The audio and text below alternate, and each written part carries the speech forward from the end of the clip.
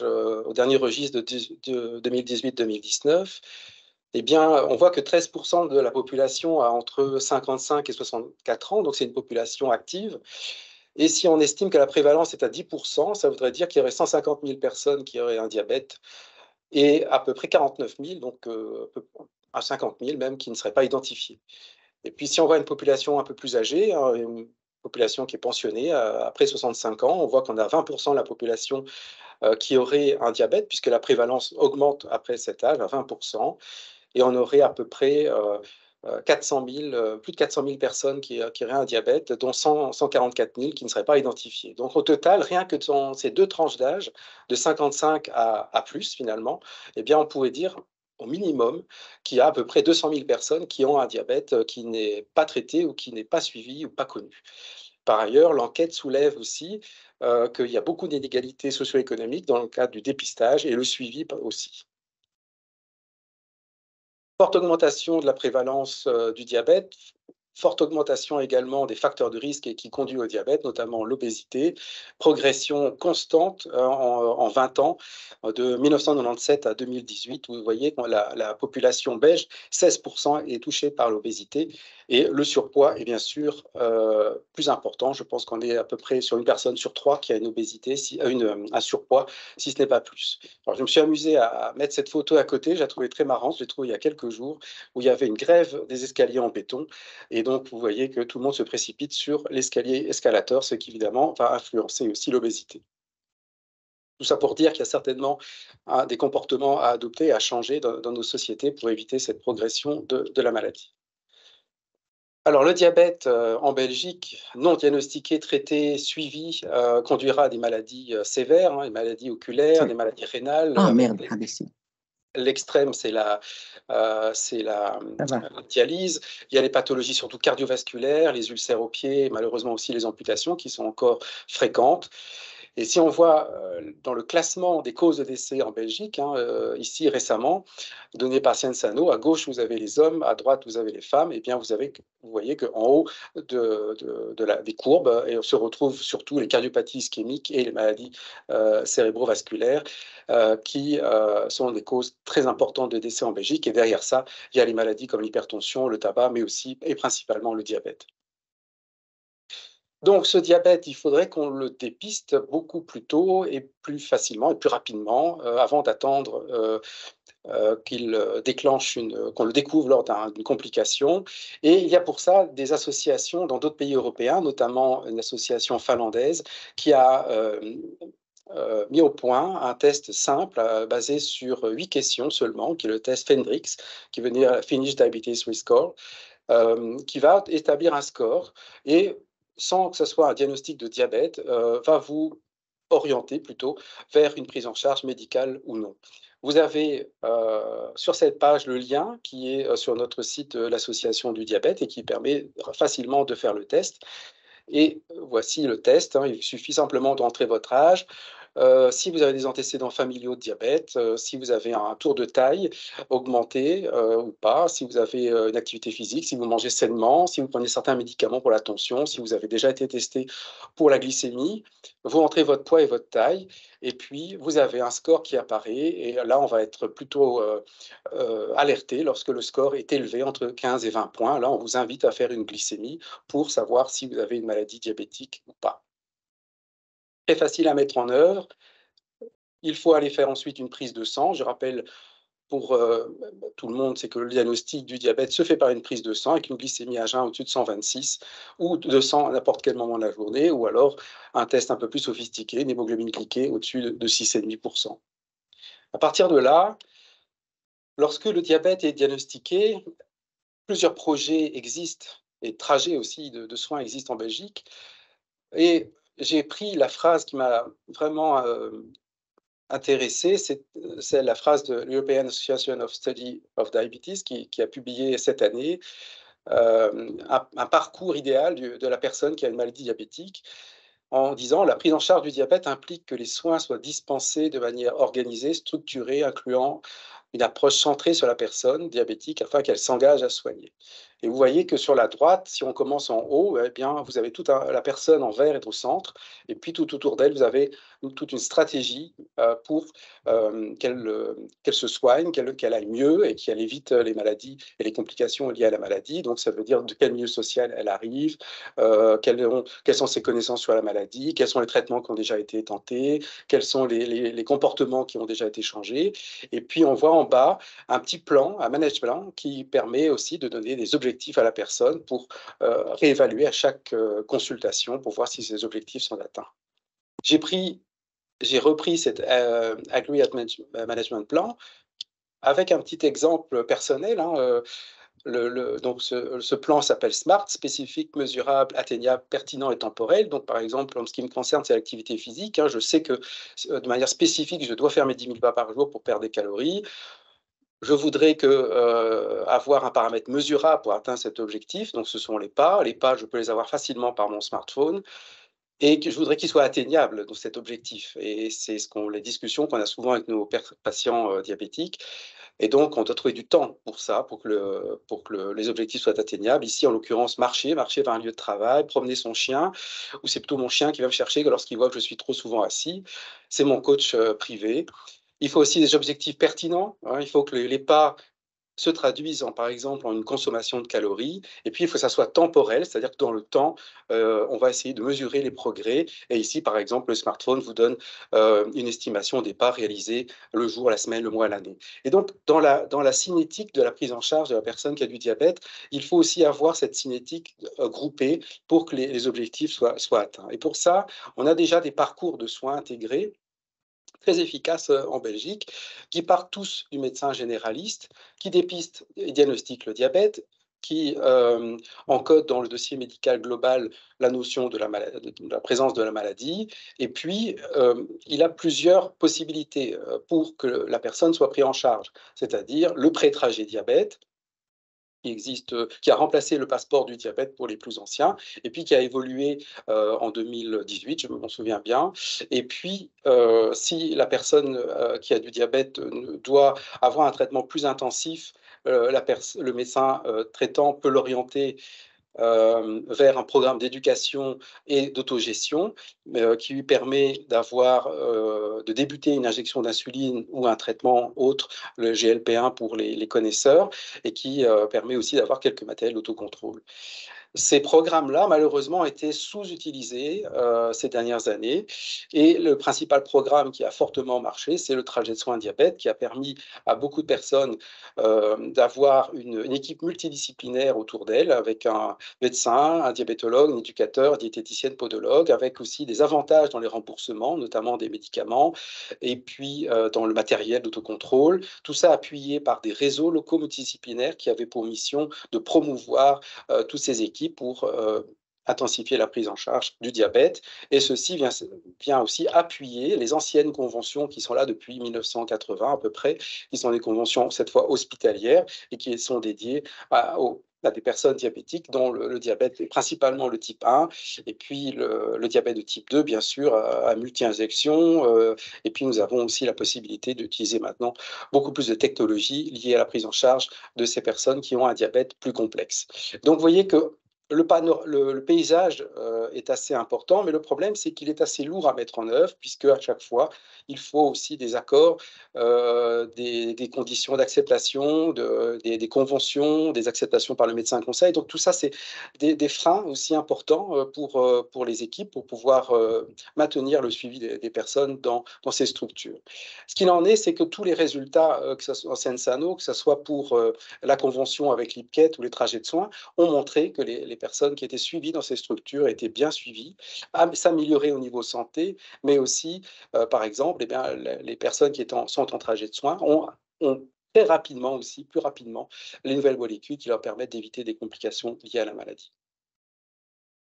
Donc, on va s'intéresser au trajet de démarrage, puisque celui-ci va remplacer le pré-trajet diabète, qui finalement, on peut le dire, n'a pas été un grand succès. Et donc, l'INAMI voudrait s'inspirer des trajets précédents pour pouvoir l'implémenter également dans ce trajet de démarrage. Au-dessus de tout ça, au-dessus des structures INAMI, on va dire, il y a aussi d'autres plans de soins intégrés qui sont mis en place au niveau fédéral, hein, pour que la personne qui soit soignée ait une expérience du soin dans la continuité, dans l'efficience, où on va faire la promotion, la prévention, le diagnostic, et tous ces projets de soins intégrés se sont développés dans le pays sous forme de projets pilotes, et certains sont assez connus, notamment le Cronilux dans la province du Luxembourg, qui, avec, vous voyez, 36 partenaires autour de cette projet pilote, ont permis d'intensifier, de rendre efficient la prise en charge, notamment du dépistage de la rétinopathie diabétique ou d'autres maladies métaboliques. Donc, on voit bien que les structures INAMI sont présentes, mais il faut aussi qu'il y ait un chapeautage par une structure un peu plus importante pour pouvoir coordonner le tout et que le tout fonctionne. Cronilux, par exemple, a après aussi démontré que ces prises en charge amélioraient le suivi, notamment des rétinopathies. Donc, en 2022-2023, un groupe de travail à l'INAMI a proposé à différents parties, les organismes assureurs, les associations, en l'occurrence ici je parle pour l'association du diabète, et il y a mon confrère qui parle pour la Diabetes Liga en même temps, les professionnels de santé de tous bords, ceux qui ont un lien direct ou indirect avec la maladie diabétique, et puis la médecine générale aussi, s'est réunie souvent sous la forme également de webinaires pour rediscuter des freins qu'ils ont rencontrés au développement du pré-trajet. Pourquoi le pré-trajet, finalement, n'a pas inclus beaucoup plus de personnes diabétiques qu'il le fallait au départ. Donc, le trajet de démarrage diabète, c'est un parcours de soins destiné à la prise en charge précoce de la maladie, et l'INAMI s'attend à ce que le nombre de personnes qui soient prises en charge dans le trajet de démarrage soit à plus de 170 000. Qu'est-ce qui change? C'est que l'éducation thérapeutique va être accessible à toutes les personnes atteintes de la maladie, à la condition qu'elles soient diagnostiquées. Les critères d'âge qui étaient avant 15-69 ans, l'obésité, l'hypertension disparaissent, donc toute personne atteinte d'une maladie diabétique va pouvoir bénéficier de séances d'éducation. Les critères d'accès seront le diagnostic, bien sûr, qui sera encodé dans le dossier médical global, et la personne ne doit pas déjà être suivie dans un parcours préexistant dans lequel elle est prise en charge, notamment les trajets de soins et les conventions. Le médecin traitant va enclencher via son dossier médical informatisé les codes que nous allons voir, et à partir de là, cette personne pourra bénéficier de la prise en charge multidisciplinaire. Le médecin va aussi être conseillé normalement au travers de son dossier médical pour être identifié davantage, dépister les personnes à risque. On pourrait par exemple proposer le score Fendrix pour dépister davantage les personnes qui ont un risque de développer un diabète de type 2. Il indique qu'il a la personne qu'il voit a un diabète de type 2 s'il a fait le diagnostic par la prise de sang, propose le traitement et le suivi en fonction des recommandations, et initie des codes qui sont des codes INAMI. 102 852 disparaît au profit du 400 374, et pour les maisons médicales, idem, il y a un changement de code. Cette fois-ci, il n'y a pas de contrat, il n'y a pas non plus d'acceptation du médecin conseil, donc on peut initier rapidement, sans difficulté.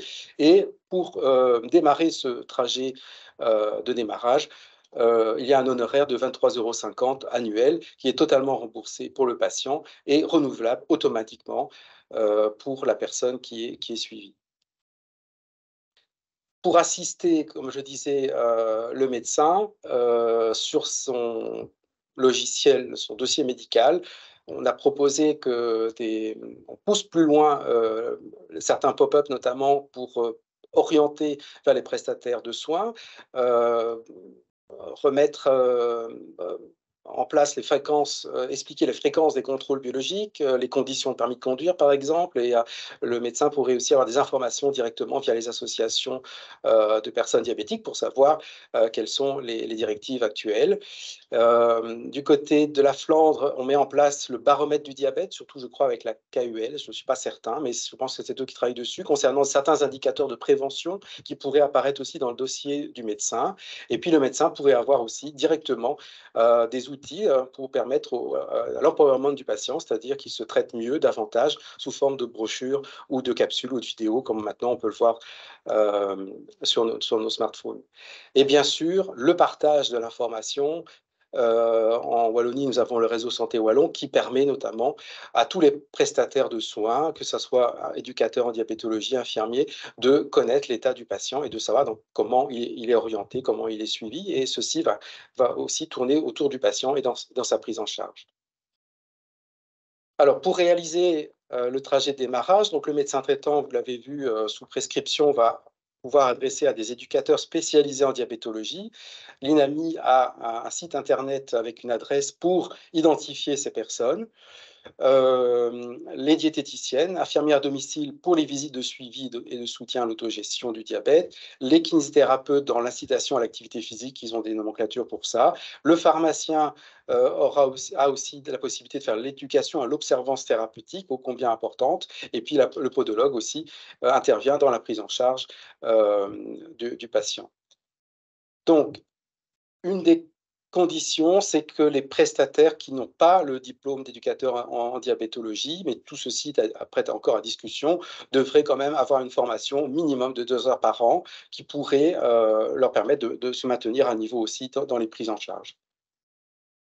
Au niveau des éducateurs en diabétologie, le problème actuel, c'est que sur le site de l'INAMI, seuls figurent les infirmières qui ont la qualification. Donc, vous avez le site sur l'écran et vous pouvez taper infirmière dans la case profession, spécialité éducateur en diabétologie, et là, vous avez des noms qui apparaissent. Le problème actuel qui va falloir le résoudre, c'est que les coordonnées des dispensateurs de soins ne sont pas visibles encore. On sait que la personne a le diplôme, mais on ne sait pas encore où elle travaille et si elle est joignable, mais ces fonctionnalités ne sont pas encore disponibles. Donc, on a quand même maintenant un site qui identifie les personnes qui font de l'éducation en diabétologie. Ce n'est pas encore le cas pour les podologues, les diététiciennes, kinésithérapeutes, et donc qui sont enregistrés comme éducateurs en diabétologie et qui auraient fait la formation. Donc, simplement, les infirmières le sont reconnues, sont visibles sur ce site, mais pas les autres.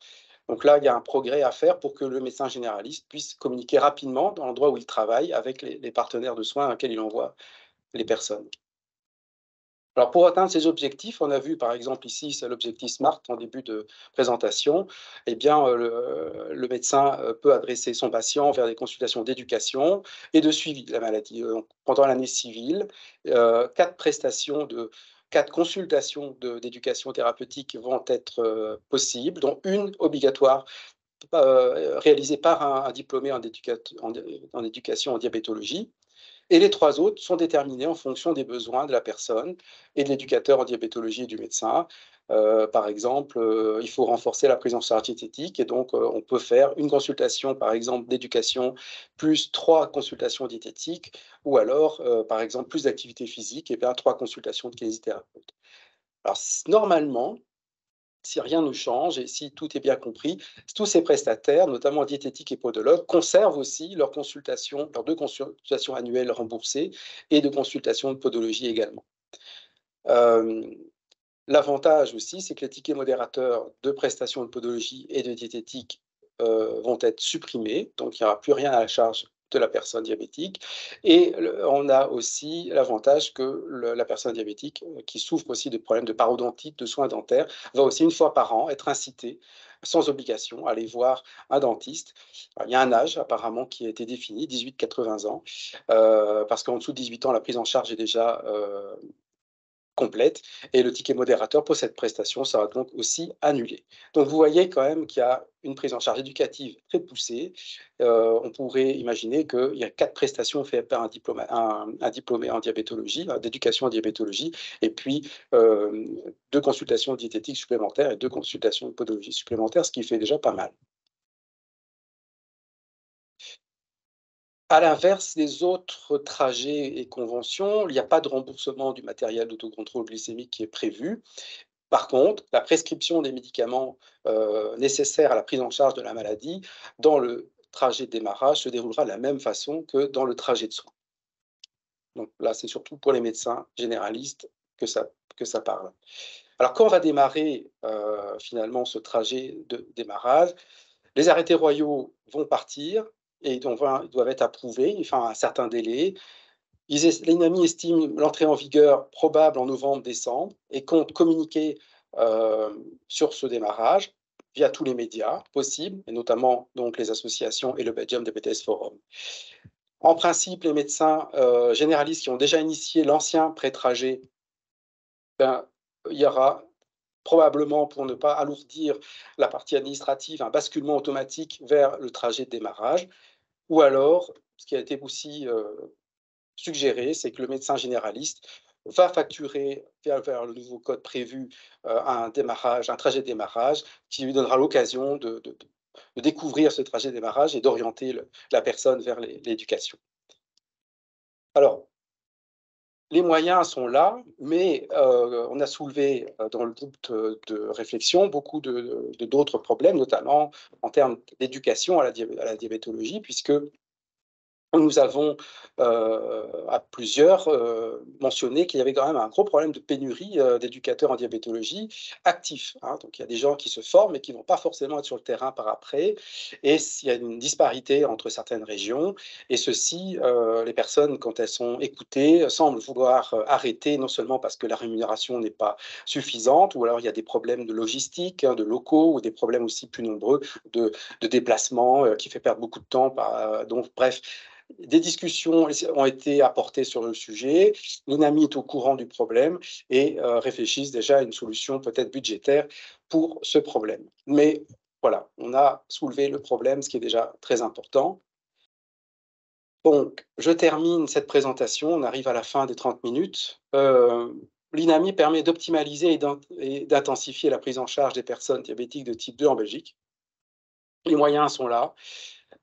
Ceci, nous l'espérons tous, permettra de connaître le nombre réel de personnes atteintes de la maladie afin de planifier au mieux les soins dans le futur, de conseiller aussi très tôt aux personnes diagnostiquées un haut niveau de prise en charge afin d'éviter les complications redoutables de la maladie. Ces soins ne peuvent et ne pourront fonctionner efficacement que si tous les professionnels de santé les intègrent dans un mode de fonctionnement collectif. Je vous remercie pour l'écoute. Merci beaucoup, Dr Oriot, pour cette présentation très intéressante. Donc, comme je l'ai dit au tout début de la présentation, maintenant, on va avoir la partie plus interactive. Donc, si vous avez des questions, des commentaires, des suggestions par rapport à ce trajet de démarrage, vous pouvez les noter dans le chat. Comme ça, on peut vous donner par après la parole pour que vous puissiez étendre votre propos un peu plus. Et aussi, on a une trace écrite, ce qui est un peu plus facile pour le rapport. On a une première question de Christelle, si Christelle veut poser sa question.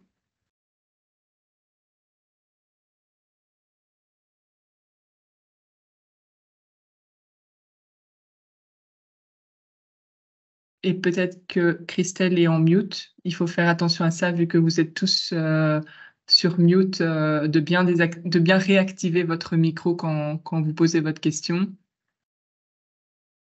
Ah, bon, ben, vu que Christelle ne s'est pas activé son micro, donc Dr Oriot, elle demandait qui organiserait la formation pour les non-diplômés éducateurs, et donc plusieurs ont après parlé des réseaux multidisciplinaires locaux. À ce stade, il n'y a pas de cellules définies pour la formation des personnes qui n'ont pas le diplôme d'éducation en diabétologie. Donc, je ne sais pas répondre à cette question.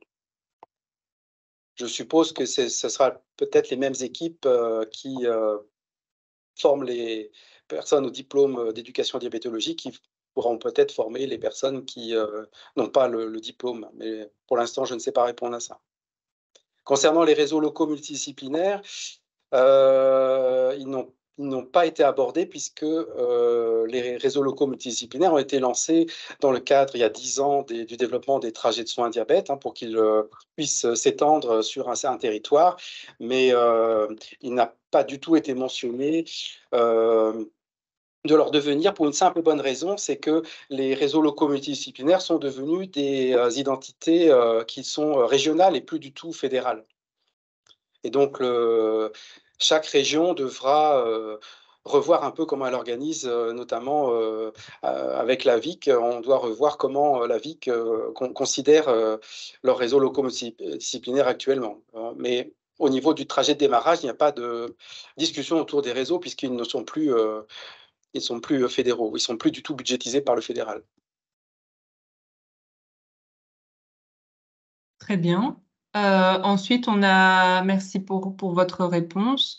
Ensuite, on a Julie qui pose une question sur les accès des diététiciennes. Si Julie, vous voulez poser votre question oralement.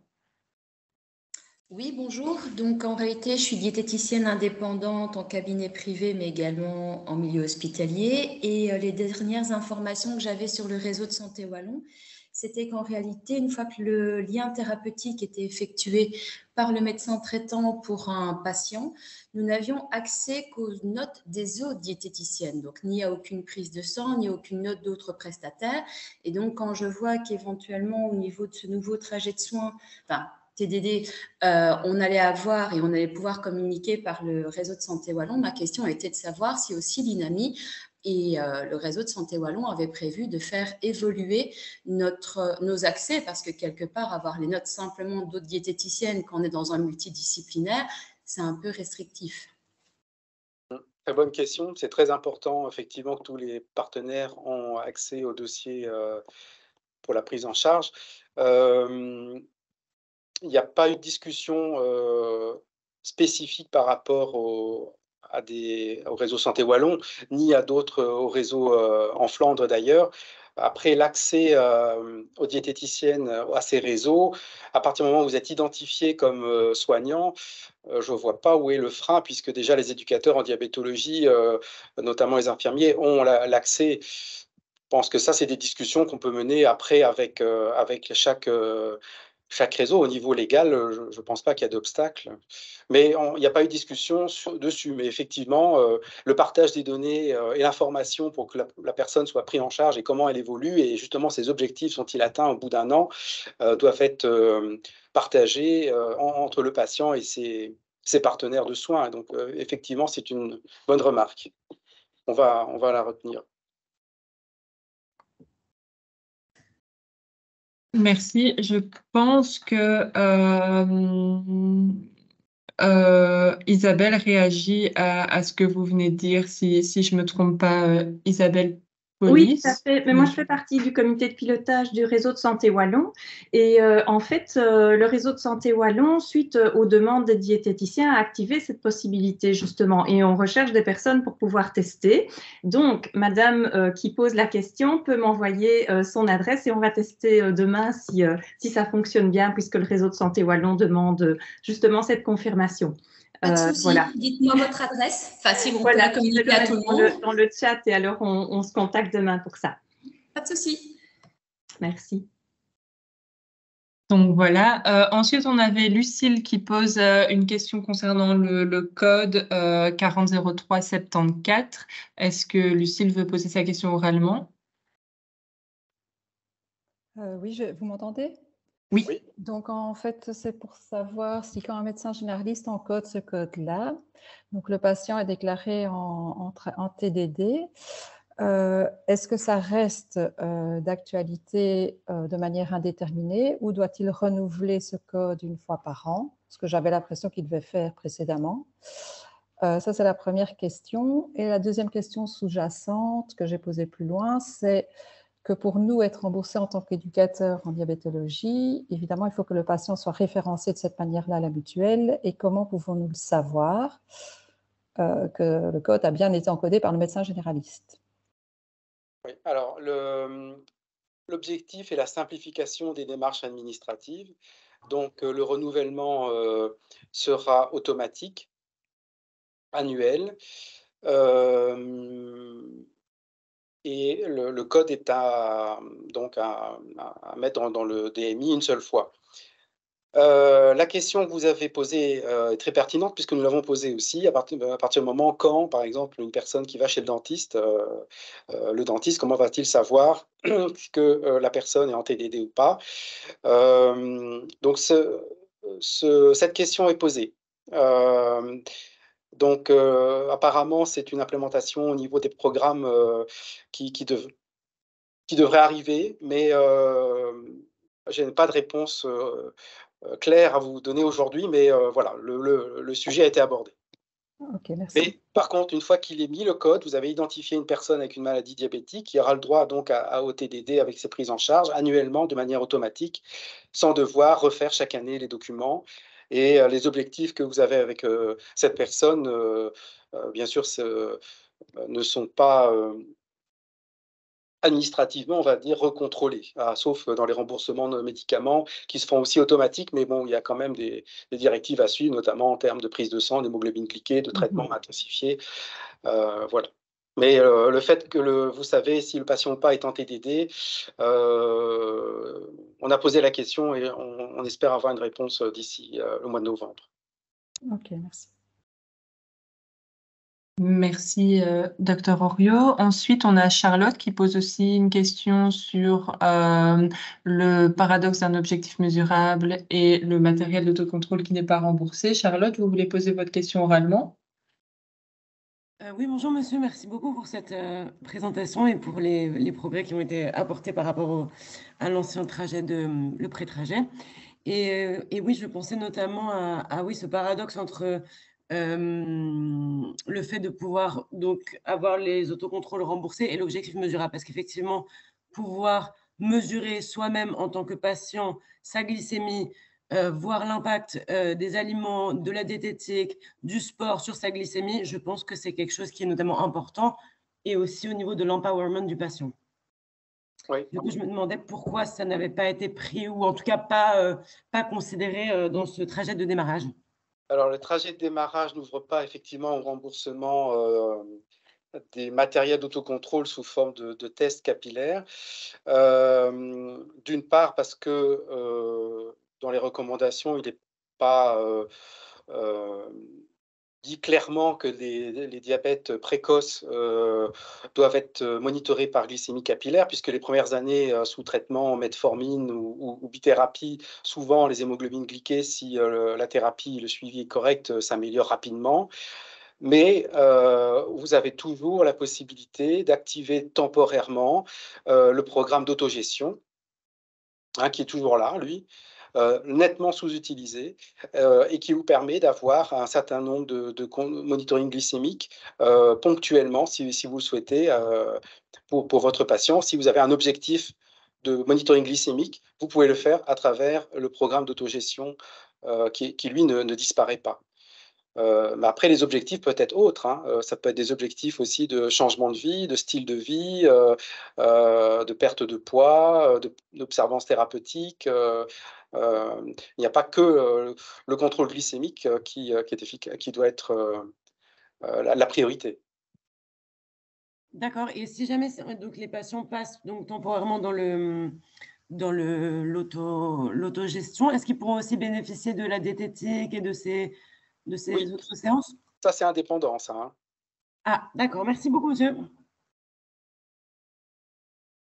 Très bien, merci. Vous avez aussi répondu du coup à une question qui venait d'être posée dans le chat, donc c'est parfait. Ensuite, on a le docteur Crénier qui demande si il y aura une évaluation de ce trajet. Donc, est-ce que, docteur Crénier, vous voulez poser votre question? Oui, merci Philippe pour la présentation très claire. Donc, oui, quand je parle d'évaluation, je parle à la fois d'évaluation scientifique, donc comme on a fait avec les trajets de soins pour voir l'évolution du statut de la santé des patients, mais aussi est-ce qu'il y aura une évaluation quant à comment ça se passe sur le terrain, puisque comme tu l'as dit, il y a pour l'instant un grand déficit en éducateurs en diabétologie, donc est-ce que ça va être évalué d'ici quelques années? Bonsoir Laurent. Les participants n'ont pas associé. Donc, la première chose, c'est qu'on avait demandé qu'il y ait une formation continue pour les prestataires de soins et surtout la médecine générale qui soit fortement obligatoire pour qu'il soit vraiment haut niveau dans les prises en charge. Mais il n'y a pas eu de consensus là-dessus puisque beaucoup de personnes trouvent ça très contraignant. Donc, il y aura quand même une incitation déjà à faire progresser le niveau sur le plan scientifique. Par contre, après, dans un deuxième temps, on a discuté justement avec les personnes de la KUL. Donc ça, c'est la seconde démarche qu'il va y avoir avec le groupe, c'est-à-dire, OK, on va lancer le projet. Maintenant, quels sont les indicateurs que l'on va monitorer?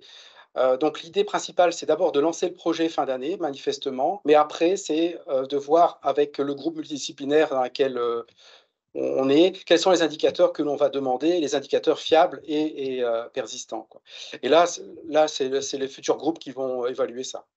Mais pour l'instant, c'est dans le projet, mais il n'y a pas de finalité là-dessus. OK, merci.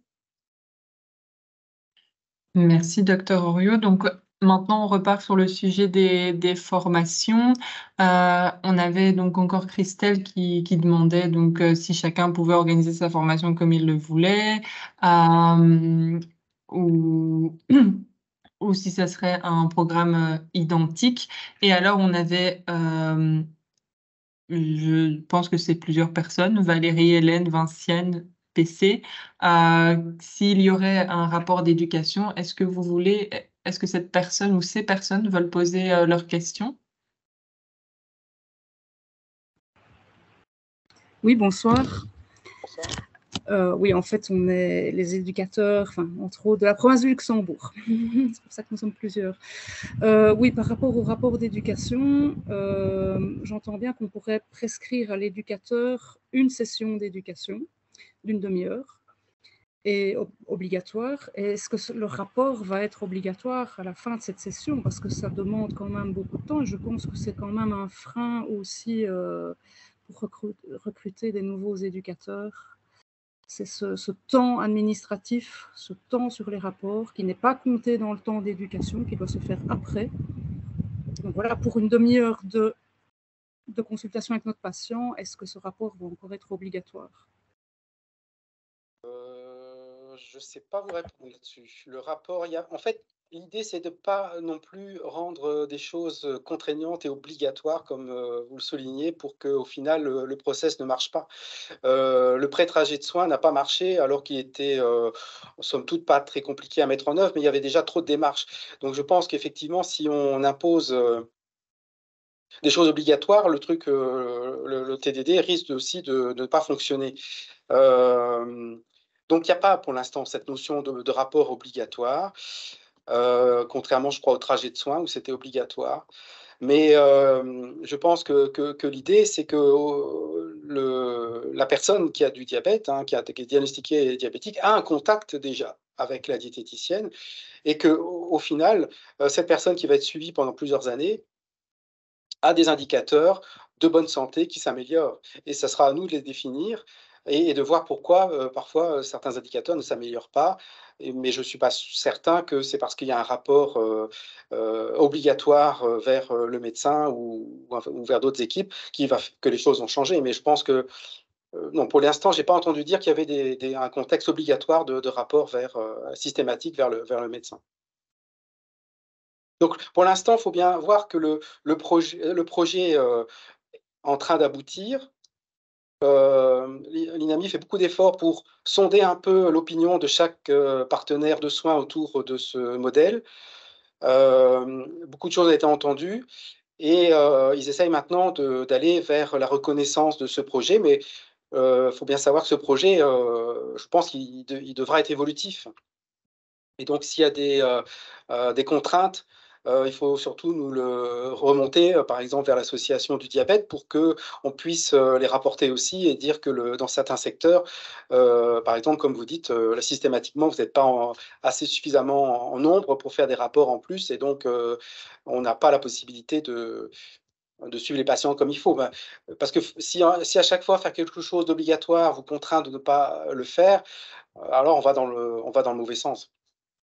Donc, effectivement, donc on va essayer de travailler là-dessus pour que les choses ne soient pas non plus trop rigides.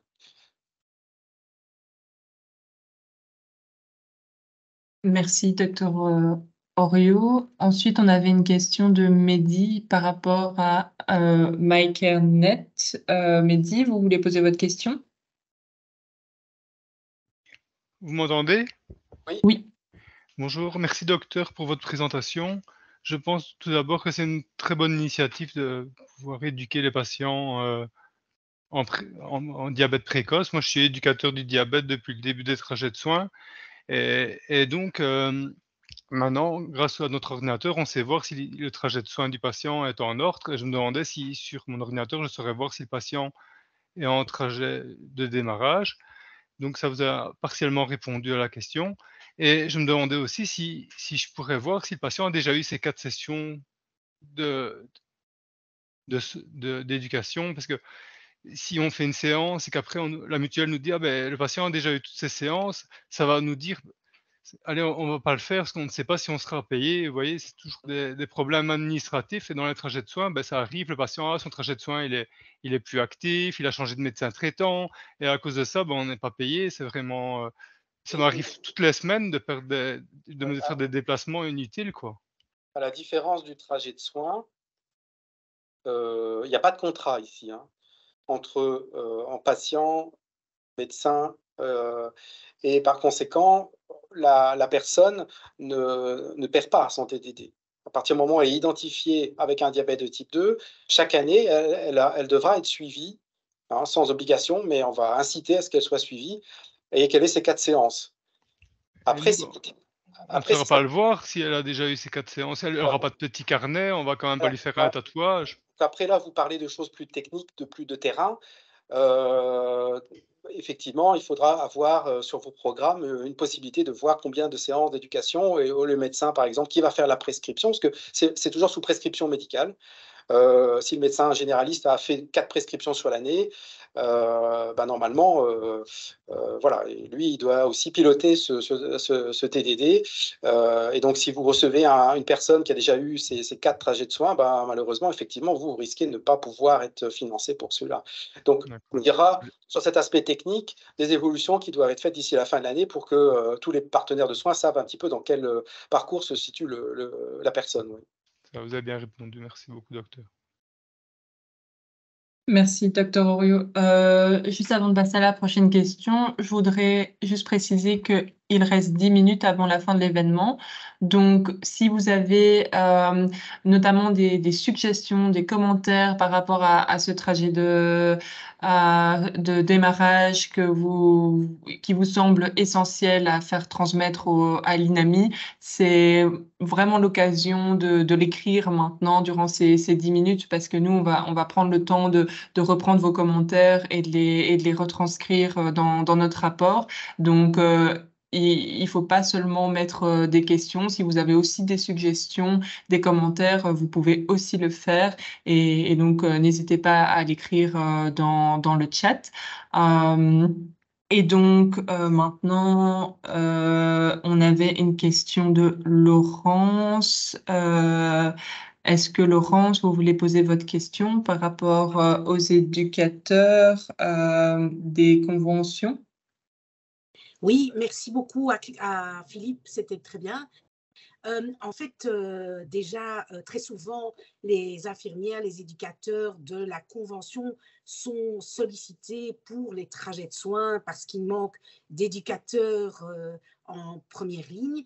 Est-ce qu'il n'y a pas aussi un risque que ces éducateurs qui sont déjà submergés dans les conventions ne doivent aussi faire l'éducation dans ce trajet de démarrage? Tout à fait, Laurence.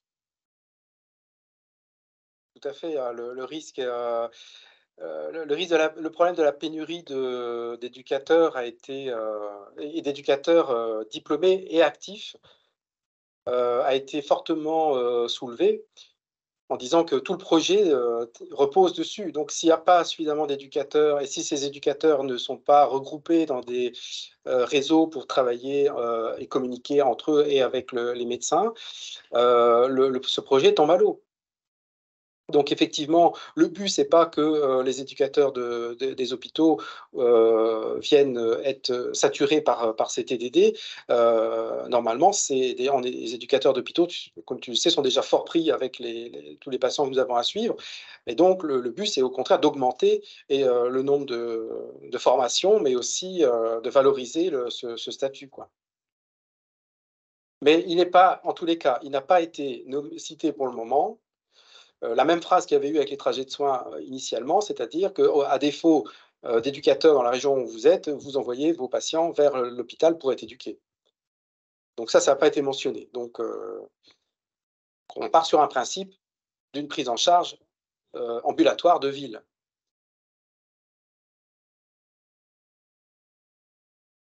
Très bien, merci, Dr. Henriot. Je vais juste rappeler que donc, la présentation de ce soir s'est décidée très vite. Le but quand même, c'est que si vous pouviez, via le chat, poser vos questions ou sortir des idées qui n'ont pas été discutées, parce que d'autres réunions vont avoir lieu pour le lancement de ce TDD. Et effectivement, il y a vos problèmes de terrain pratiques qu'il faut connaître, et merci de les communiquer et de les mettre en chat. Comme ça, nous, après, on peut faire un texte et les resoumettre. Par contre, si vous avez des idées dans lesquelles on n'a pas du tout pensé, merci de nous les communiquer. On est encore dans une phase de lancement, hein. La fusée n'a pas décollé encore, hein.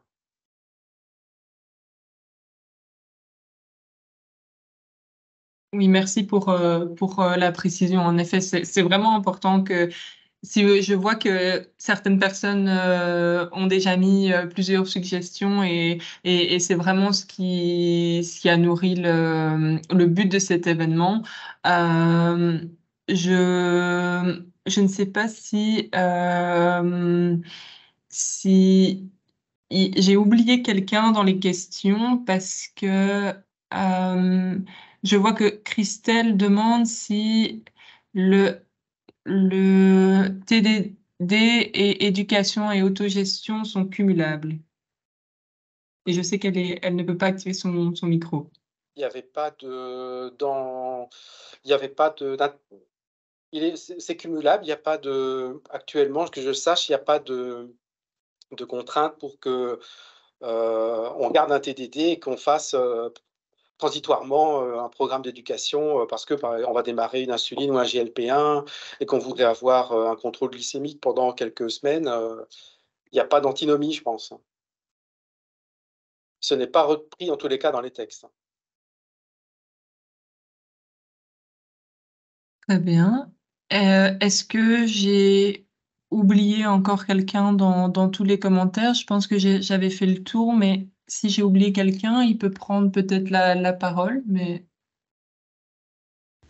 Bonjour. Je suis diététicienne et je viens d'être éducatrice en diabétologie, et on a parlé d'un site où on pouvait retrouver si les patients avaient eu justement le suivi au niveau des éducations en diabétologie. MyCare, c'est ça? MyCareNet? Je ne sais plus ce qui avait été dit. Le problème, c'est que justement, il nous faudrait une intégration dans les programmes un programme de suivi du patient qui nous dit où il en est dans son parcours. Ça, ce n'est pas encore établi. Ah, ok, d'accord. Je pensais qu'il y avait déjà un site, et donc du coup, vu qu'on n'en avait pas parlé pendant la formation, j'avais un peu l'impression de débarquer. Donc, pour l'instant, au niveau dynamique, vous avez un site qui déclare si l'infirmier a un diplôme d'éducateur en diabétologie. Malheureusement, les coordonnées ne sont pas présentes. Donc ça doit évoluer. Par contre, pour les autres paramédicaux, diététiciennes, podologues, kinésithérapeutes ou pharmaciens qui ont suivi la formation et qui sont diplômés en éducateur, eux n'apparaissent pas du tout sur le site de l'INAMI. Et donc, c'est ça qui doit aussi évoluer pour que dans la région où vous travaillez, vous savez rapidement qui a le diplôme. Ok, ça va. Merci.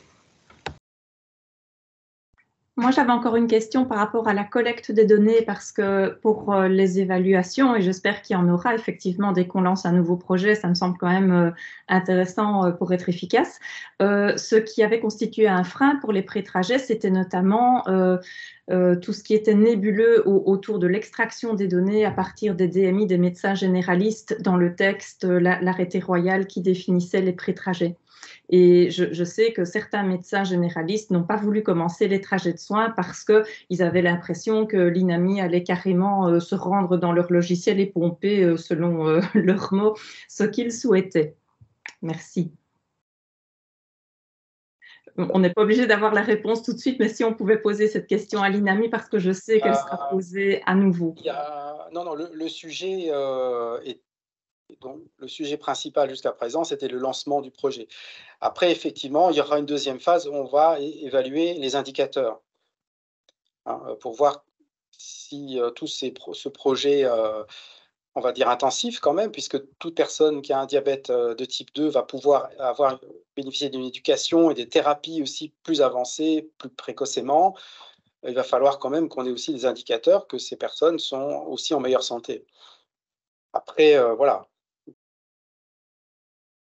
Ce serait assez simple de prévenir les logiciels médicaux et de constituer une page assez, pour que ça puisse être facilement pris en considération par les médecins généralistes et qu'on puisse extraire tout ça, mais à partir de leur volonté à eux. Et comme ça, je pense que ça se passerait plus facilement dans la confiance. Je pense aussi qu'il y aura aussi l'accord de la personne, hein, qui est suivi à partir du moment où elle donne l'accès à ces données pour une évaluation. Par exemple, ça pourrait ne pas être forcément les données du médecin traitant qu'il a dans son cabinet, mais comme beaucoup de dossiers maintenant sont partagés, par exemple, vous parlez du réseau Santé Wallon, est-ce que ces données pourraient être extraites à partir de là?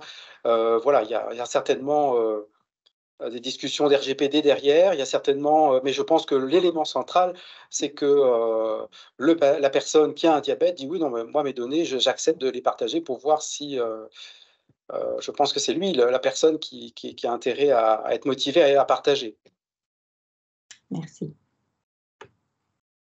Merci beaucoup. Malheureusement, il est déjà 20 h et comme je l'avais annoncé au début de l'événement, on doit s'arrêter là.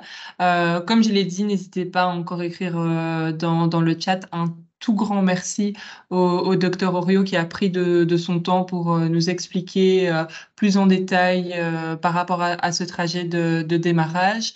Et comme il l'a annoncé, il y aura d'autres réunions, d'autres événements probablement sur le sujet. C'est encore en cours, donc voilà. J'aimerais aussi conclure cet événement pour vous dire que si vous avez apprécié, on a aussi un événement le 14 octobre. C'est notre Speak Up et donc pour ça, c'est plutôt centré sur les programmes électoraux. Donc si vous voulez faire partie des programmes électoraux de nos hommes et femmes politiques et vous voulez leur donner quelques suggestions, on vous invite à notre événement du 14 octobre. Vous pouvez déjà bloquer vos agendas. Et donc, voilà. Dr Orio, si vous avez un dernier mot pour conclure. Je pense que les moyens sont là pour qu'on puisse prendre en charge très vite, très bien, très tôt, beaucoup de personnes qui ont un diabète sans le savoir. À nous de montrer notre intelligence.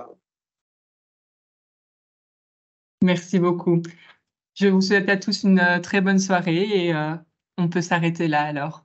Au revoir. Merci à tous. Merci beaucoup. Au revoir. Au revoir.